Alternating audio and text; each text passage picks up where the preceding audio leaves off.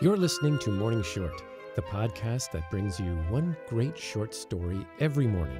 Available on iTunes, SoundCloud, and any podcast app. Today's story is An Egyptian Cigarette by Kate Chopin. Morning Short survives on the generosity of listeners like you, who share our stories with their friends and family and rate us 5 stars on iTunes. To get your personal invitation link, go to share.morningshort.com. And now to the story. My friend, the architect, who is something of a traveler, was showing us various curios which he had gathered during a visit to the Orient. "Here is something for you," he said, picking up a small box and turning it over in his hand. "You're a cigarette smoker. Take this home with you. It was given to me in Cairo by a species of faker who fancied I had done him a good turn." The box was covered with glazed yellow paper, so skillfully gummed as to appear to be all one piece. It bore no label, no stamp, nothing to indicate its contents.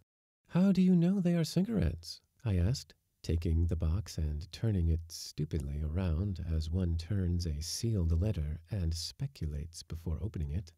"I only know what he told me," replied the architect. "But it is easy enough to determine the question of his integrity." He handed me a sharp-pointed paper cutter, and with it I opened the lid as carefully as possible. The box contained 6 cigarettes, evidently handmade. The wrappers were of pale yellow paper, and the tobacco was almost the same color. It was of finer cut than the Turkish or ordinary Egyptian, and threads of it stuck out at either end. "Will you try one, madam?" asked the architect, offering to strike a match. "Not now and not here," I replied. "After the coffee, if you will permit me to slip into your smoking den. Some of the women here detest the odor of cigarettes." The smoking room lay at the end of a short curved passage. Its appointments were exclusively oriental. A broad, low window opened out upon a balcony that overhung the garden. From the divan upon which I reclined, only the swaying treetops could be seen. The maple leaves glistened in the afternoon sun. Beside the divan was a low stand which contained the complete paraphernalia of a smoker. I was feeling quite comfortable, and congratulated myself upon having escaped, for a while, the incessant chatter of the women that reached me faintly. I took a cigarette and lit it, placing the box upon the stand just as the tiny clock which was there chimed in silvery strokes the hour of 5. I took one long inspiration of the Egyptian cigarette. The gray-green smoke arose in a small, puffy column that spread and broadened, that seemed to fill the room. I could see the maple leaves dimly, as if they were veiled in a shimmer of moonlight. A subtle, disturbing current passed through my whole body and went to my head like the fumes of disturbing wine. I took another deep inhalation of the cigarette. The sand has blistered my cheek. I have lain here all day with my face in the sand. Tonight, when the everlasting stars are burning, I shall drag myself to the river. He will never come back. Thus far I followed him, with flying feet, with stumbling feet, with hands and knees crawling, and outstretched arms, and here I have fallen in the sand. The sand has blistered my cheek. It has blistered all my body, and the sun is crushing me with hot torture. There is shade beneath yonder cluster of palms. I shall stay here in the sand till the hour and the night comes. I laughed at the oracles and scoffed at the stars when they told that after the rapture of life I would open my arms inviting death, and the waters would envelop me. Oh, how the sand blisters my cheek, and I have no tears to quench the fire. The river is cool, and the night is not far distant.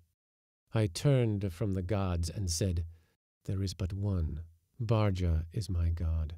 That was when I decked myself with lilies and wove flowers into a garland and held him close in the frail, sweet fetters. He will never come back. He turned upon his camel as he rode away. He turned and looked at me, crouching here, and laughed, showing his gleaming white teeth. Whenever he kissed me and went away, he always came back again. Whenever he flamed with fierce anger and left me with stinging words, he always came back. But today he neither kissed me nor was he angry. He only said, "Oh, I am tired of fetters and kisses and you. I am going away. You will never see me again. I am going to the great city where men swarm like bees. I am going beyond, where the monster stones are rising heavenward in a monument for the unborn ages. Oh, I am tired. You will see me no more." And he rode away on his camel. He smiled and showed his cruel white teeth as he turned to look at me crouching here. How slow the hours drag. It seems to me that I have lain here for days in the sand, feeding upon despair. Despair is bitter, and it nourishes resolve. I hear the wings of a bird flapping above my head, flying low in circles. The sun is gone. The sand has crept between my lips and teeth and under my parched tongue. If I raise my head, perhaps I shall see the evening star. Oh, the pain in my arms and legs! My body is sore and bruised as if broken. Why can I not rise and run as I did this morning? Why must I drag myself thus like a wounded serpent, twisting and writhing?